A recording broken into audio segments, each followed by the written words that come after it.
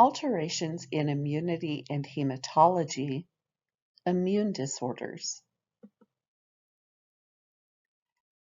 The first immune disorder is going to be an allergic disorder that's characterized by a hyperimmune response to weak antigens that are usually harmless in most people. Antigens that cause an allergic response are going to be called allergens, and they usually gain entry from the environment. An allergic reaction can be sudden or gradual, and it may gradually disappear and or be replaced by a similar sensitivity to another substance. An allergic disorder is characterized by the manner in which the allergen gains entry to the body and the intensity of the response. We do know that allergies can occur at any age. Affected organs are usually going to involve the skin, the respiratory system, the GI tract, blood, and the vascular system. The different types of allergens include ingestants, such as food or drugs, inhalants, for example, house dust and mites, contactants, which would be, for example, latex, injectants, such as drugs or insect venom. Allergy examples include allergic rhinitis, contact dermatitis, food allergies, urticaria or hives, and angioedema. So what happens with an allergic response? Well, that first exposure to an allergen is not going to produce symptoms, but now the client is becoming sensitized to the allergen. Sensitization is that process by which the cellular and chemical events occur after a second or subsequent exposure to that allergen. Once sensitization occurs, then we see one of four types of hypersensitivity response.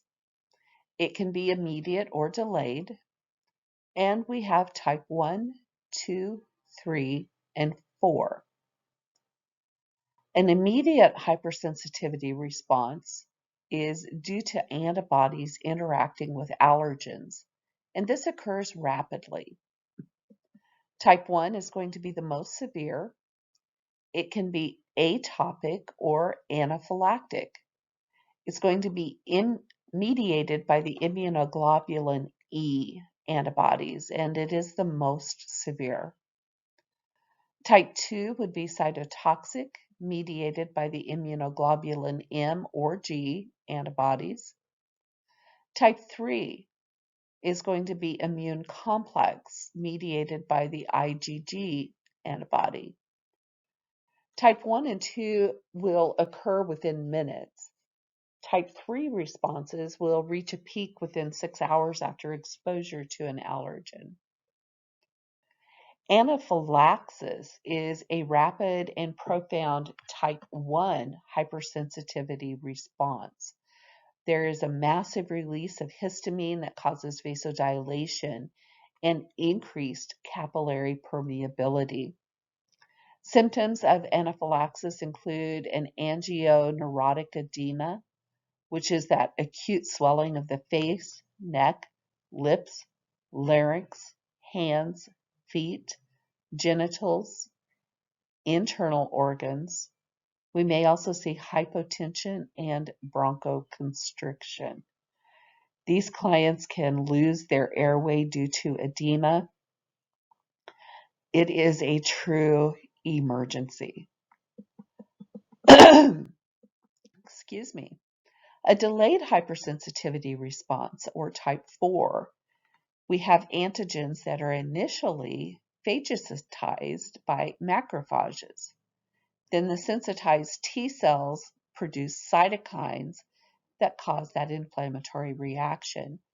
And this takes a while to develop, usually over several hours or days.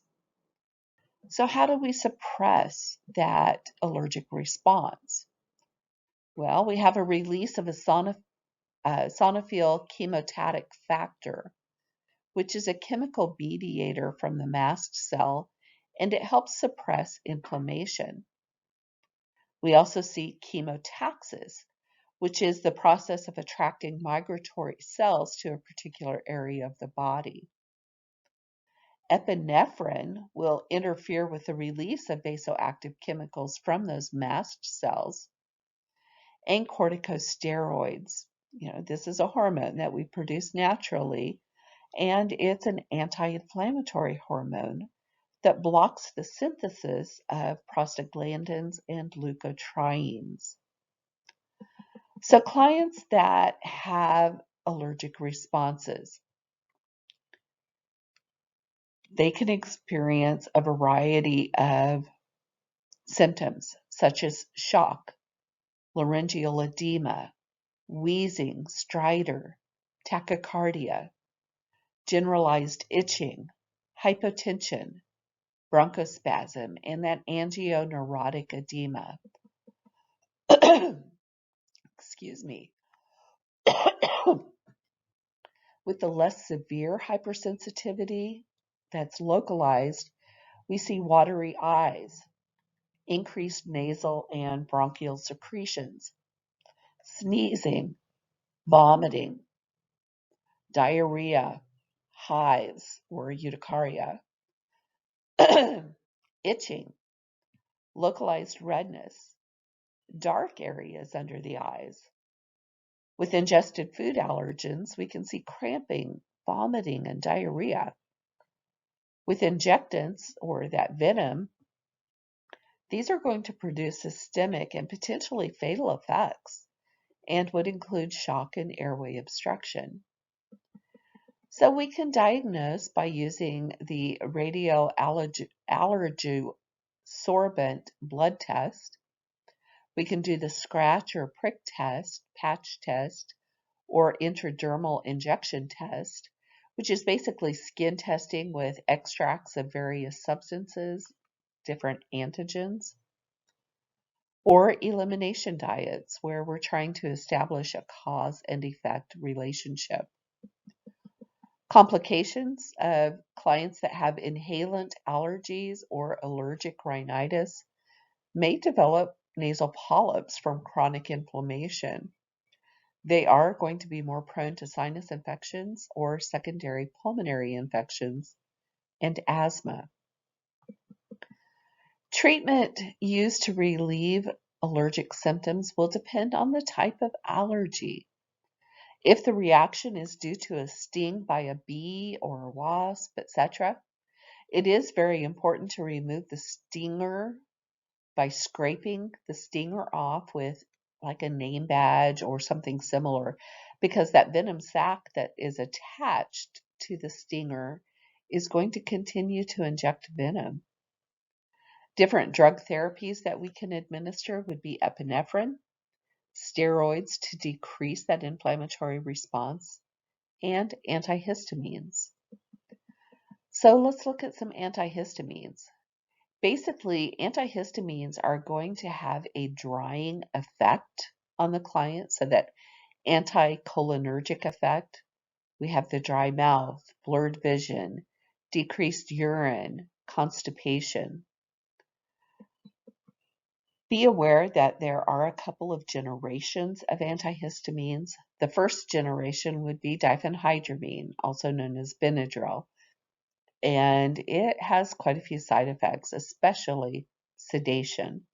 And often diphenhydramine is used as a sleeping pill.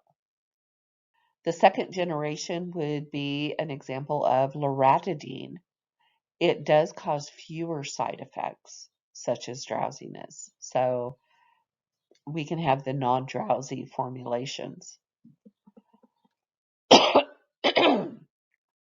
We can also do desensitization, which is kind of a form of immunotherapy. The client will receive weekly or twice weekly injections of a dilute but increasingly higher concentration of an allergen. And we can't interrupt this, because if we do, then we kind of lose the effect.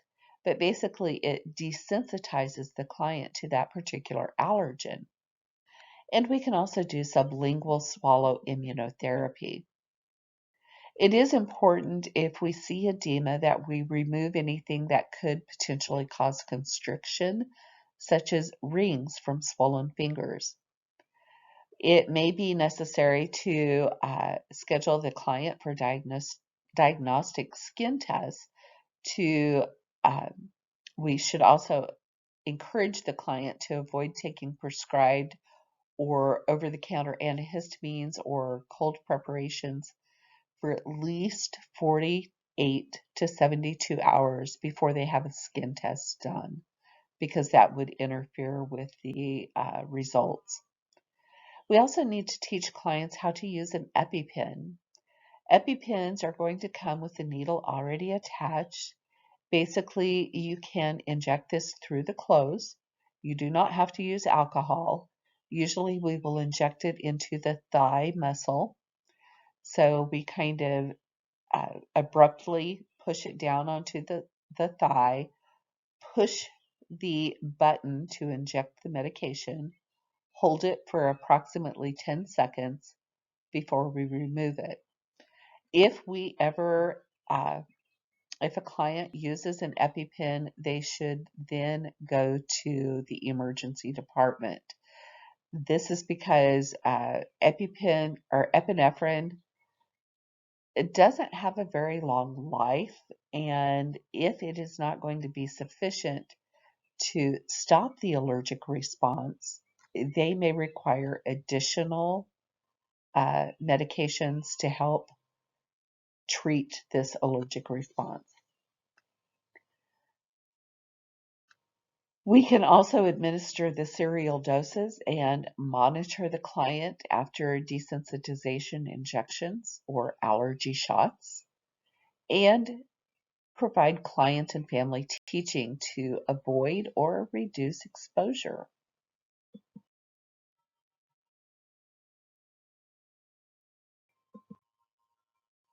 As the nurse assessing the client, which of the following is a symptom that the client with anaphylaxis may be experiencing? This would be wheezing due to bronchoconstriction. A nurse would evaluate that the client understands what triggers allergic rhinitis by which of the following client responses? Remember, we're looking for a correct response.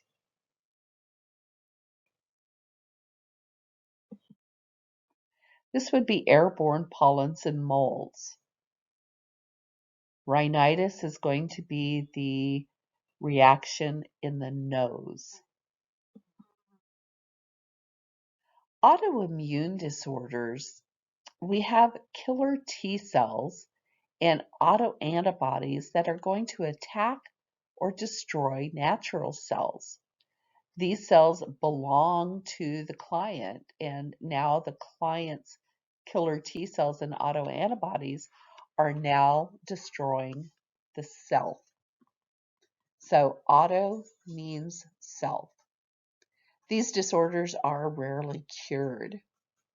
When we see autoantibodies, these are antibodies that attack self-antigens and immunoglobulins. They are immunoglobulins that target histocompatible cells, cells whose antigens match the individual's own genetic code. These diseases are considered autoimmune when they are characterized by unrelenting progressive tissue damage without any verifiable etiology. So, for example, we may have hemolytic anemia, multiple sclerosis, myasthenia gravis, ulcerative colitis. Alloimmunity is described as an immune response against transplanted organs or transplanted tissues that carry non-self antigens. So there's several theories as to the cause, and a couple include a tissue injury theory, where we have infection, trauma, or introduction of a drug that then integrates itself into the membranes of the host cells. Examples would be streptococcal infections or rheumatic heart disease. And then we also have the genetic instruction theory, where we have genetically predisposed issues to autoimmune disorders, such as sequestered antigen, or another theory would be sequestered antigen theory. So basically, that stuff is all just kind of informational. But basically, what is really important is we know that autoimmune diseases are basically the body is attacking itself in various areas. So we have symptoms that depend on the tissue and the organs affected, and the symptoms will be characteristic of an acute inflammatory response. It will include a low-grade fever, malaise, fatigue, and weight loss. And those inflammatory symptoms will develop as those antibodies begin to attack normal tissue that's mistakenly identified as not belonging. Exacerbations will alternate with periods of remission, and duration of these periods is going to be completely unpredictable. So some of the things we can do to diagnose would be the erythrocyte sedimentation rate, or ESR, which is going to determine the amount of inflammation in the body, an anti-streptolizin O titer, an anti-nuclear antibody titer, or a rheumatoid factor. Again, these diseases are rarely cured, but we can give some anti-inflammatory agents, some immunosuppressant agents such as corticosteroids, some cytotoxic agents, and again, corticosteroids. Make sure that you get a great family history, obtain the client's vital signs, examine the client for signs of localized inflammation and compromised body function, assess the client's level of energy, and make sure that we keep an eye on lab test findings, reporting any patterns to help identify exacerbations. One of the autoimmune diseases would be rheumatoid arthritis. It is an inflammatory disorder of connective tissue and joints, but primarily synovial tissue. It, excuse me, may also affect other body systems such as the eyes, the skin, the heart, the lungs, kidneys, and blood vessels. It is the most common form of autoimmune arthritis. Risk factors include a genetic predisposition, smoking, and hormonal factors. These clients will have an acute onset of symptoms. They usually have bilateral symmetrical joint involvement. So it doesn't just happen in one hand or one foot. It's going to be bilateral in both feet, both hands, and will have symmetrical deformities. We may see subcutaneous nodules, muscle atrophy, flexion contractures, those classic deformities, and swelling or warmth of those joints. We diagnose through x-rays, serum protein electrophoresis, arthrocentesis, and a CRP, which is a C-reactive protein test, which will also help determine if there is inflammation, and ANA tests. Again, no cure, but we want to decrease joint inflammation and relieve discomfort and hopefully prevent any deformities. We also want to restore function.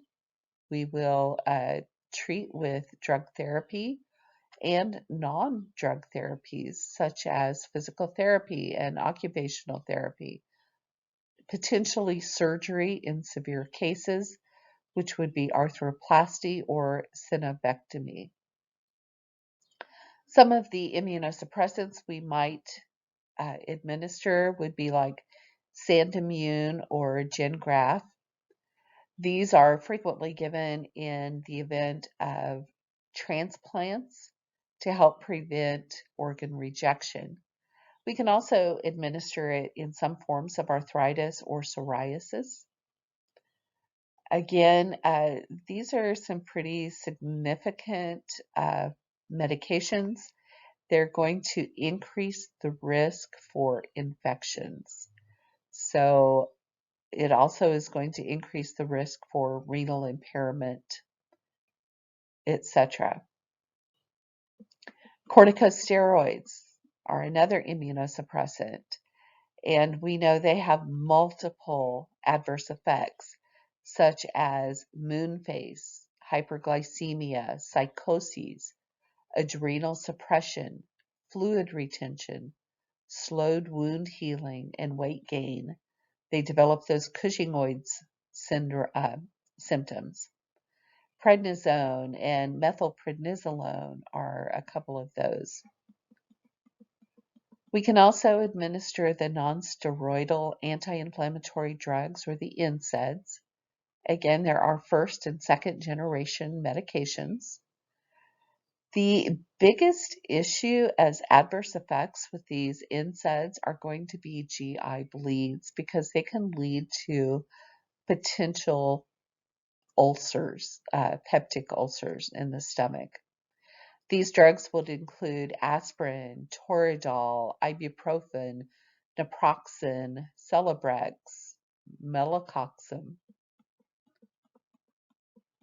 We also have the DMARDs, or the disease-modifying anti-rheumatic drugs that are administered for rheumatoid arthritis. And there's several drugs, but I'll let you read those. Excuse me. Each one has its own specific adverse effects. Methotrexate, excuse me, is one that is also an anti-cancer drug, and it will cause bone marrow suppression. We also have our antimetabolites, such as methotrexate. Client teaching is really important to help maintain the client's health, help relieve pain, reduce stress, decrease inflammation, preserve joint mobility, and make sure that they are following the medication regimen. Myasthenia gravis is another disorder that we talk about that is considered to be an autoimmune disorder. It is a neuromuscular disorder that's characterized by severe weakness of one or more groups of skeletal muscles. These antibodies bind to and degrade the acetylcholine receptors on the surface of the skeletal muscles. This does happen more in women than it does men. The group of muscles, for example, if the client is brushing their hair, those muscles now become so fatigued that they are unable to complete something as simple as brushing their hair. These clients will have muscle weakness, ptosis of the eyelid, where the eyelid begins to droop, difficulty chewing and swallowing, diplopia, weakness of the voice, mask-like facial expressions, weakness of extremities, and or the respiratory system. We diagnose this by administering edrophonium. It is going to relieve the muscular weakness in just a few seconds. And unfortunately, that restored muscle strength will dissipate in just a few minutes. If this happens, then they have myasthenia gravis. We also can do the acetylcholine receptor antibody titer, chest x-rays that may show an enlargement of the thymus, and electromyography, which measures the electrical potential of the muscles. So we treat it by giving these anticholinesterase drugs or pyridostigmine bromide, prednisone, immunosuppressants, or plasmapheresis, or potentially remove the thymus gland.